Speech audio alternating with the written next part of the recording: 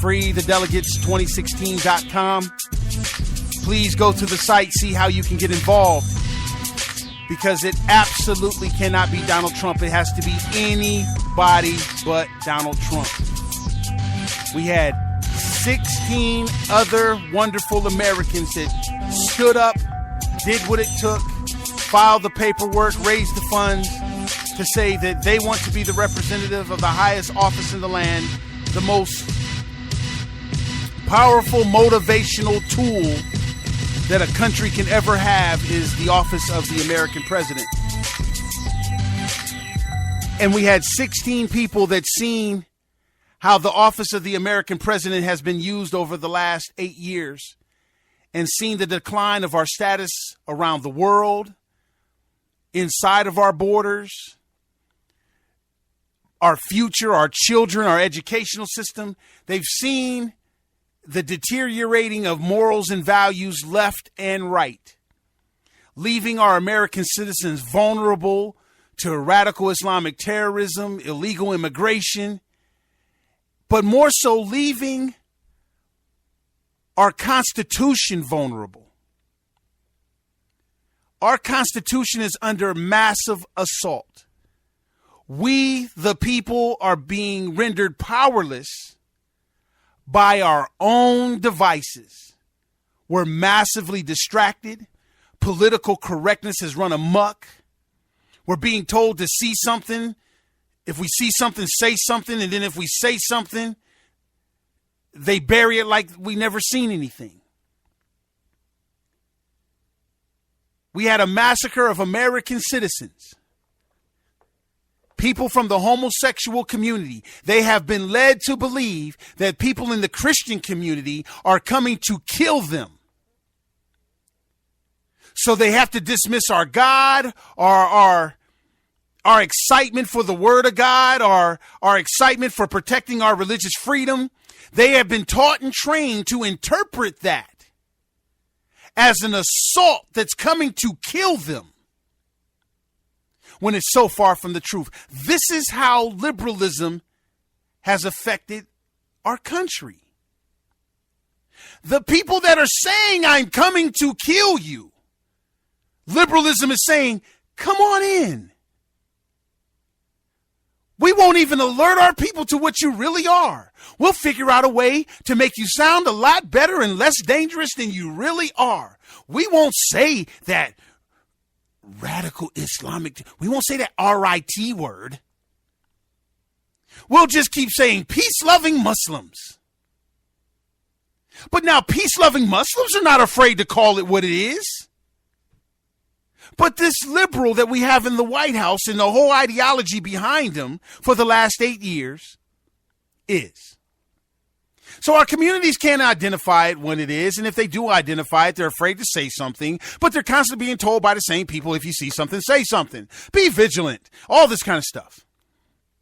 What does this have to do with Trump?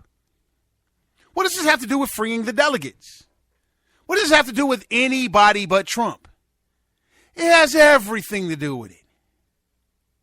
Donald Trump has been supporting the same ideology that's killing our children in the womb, that's getting churches mandated to go against their spiritual and religious beliefs, that's having us being extorted by a president because we don't want Monica King Dingling to come in the bathroom with our daughters. And so he's going to extort and say, or more so say, I'm going to withhold funds if you don't let my will be done. He's strong-arming us. He's using money. Donald Trump is a supporter of that whole left ideology. Now, Donald Trump is trying to get you to believe he is the best one to defeat Hillary. No, you're the best one to tell us exactly who Hillary is. You're the best one to keep proving to us exactly who you're not. And that's one of us on the right. You've donated to Republicans when it was advantageous for the Republicans in New York to give you some kind of building permit or something of that nature. For the life of me, if you can't see that we are fundamentally transformed to when the NRA can't see who Donald Trump is, and they endorse them. The NRA is so protective of the Second Amendment. They are so protective of the Second Amendment that they wouldn't let a liberal get within 10 centimeters of the first letter in the NRA's Constitution. And you endorse Trump? What were you thinking? This dude flip-flopped on you guys within 3 seconds of getting your endorsement. Showed you that he is willing to circumvent or do something to the Second Amendment just like a liberal. And you endorsed him? You didn't have to endorse him. But see, what it is showing this. And I'm not trying to get on the bad side of the NRA or anything like that. But what it is something almost like what Ms. Thompson spoke to. We're just human beings. We make mistakes. And when we get rooted in power so much, we don't think like unpowerful people.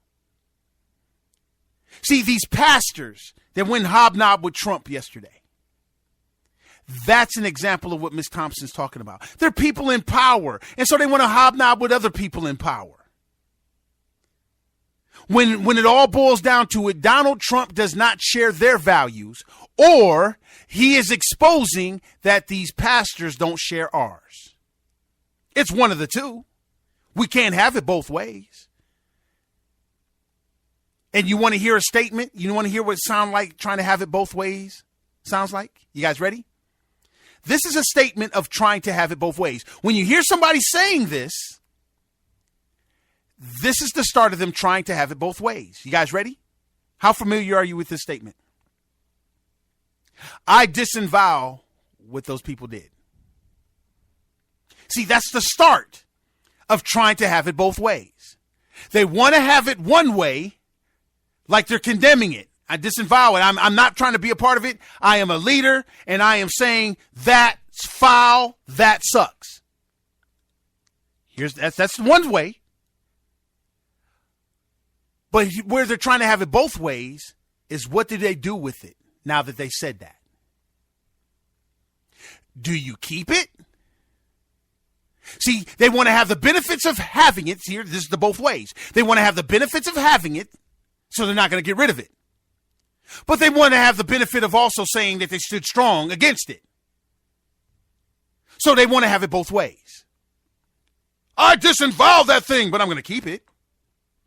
I condemn that action, but I'm going to still be your friend. I'm still going to keep you.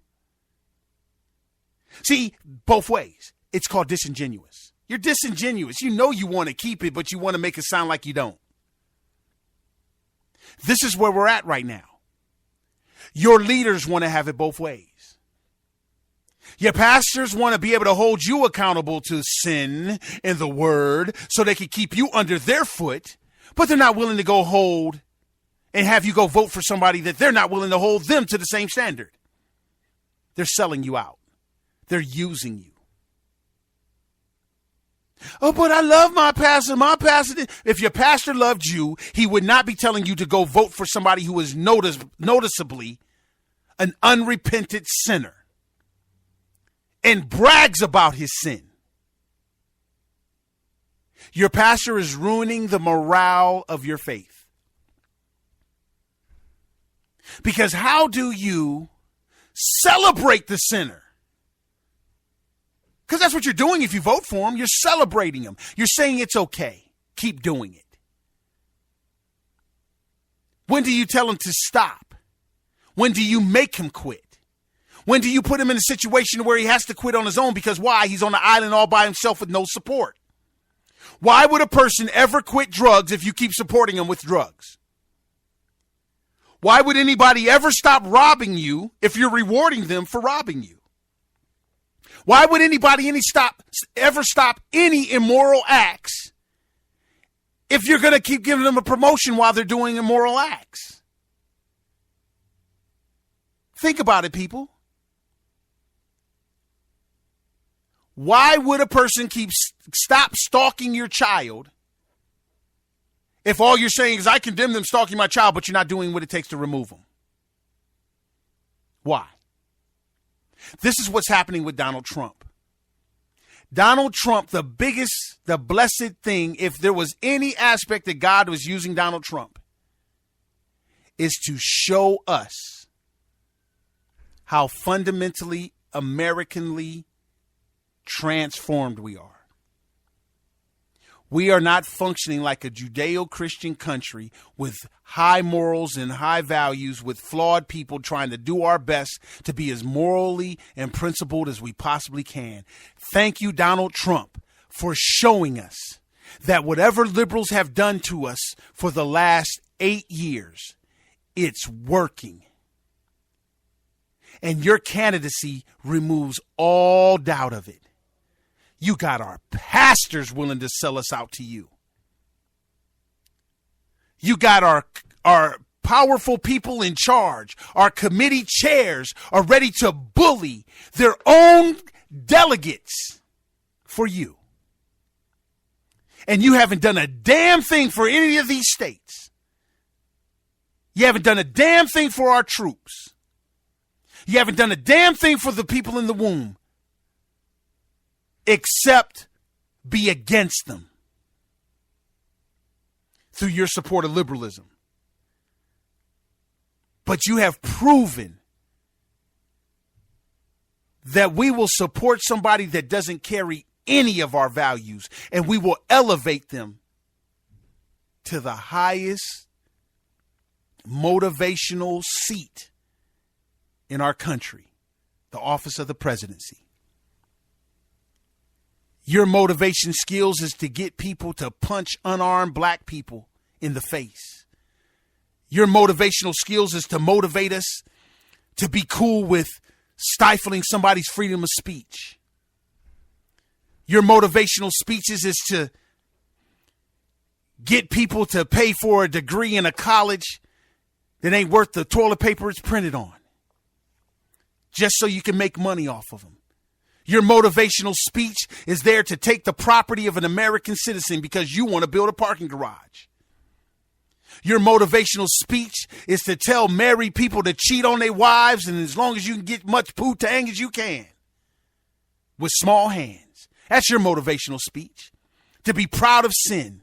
Your motivational speech is that you're going to save people better than Jesus because he died on a silly cross, and you don't like people who died on silly crosses. Your motivational speech is to our military. I don't like people that get captured. I want people that don't get captured.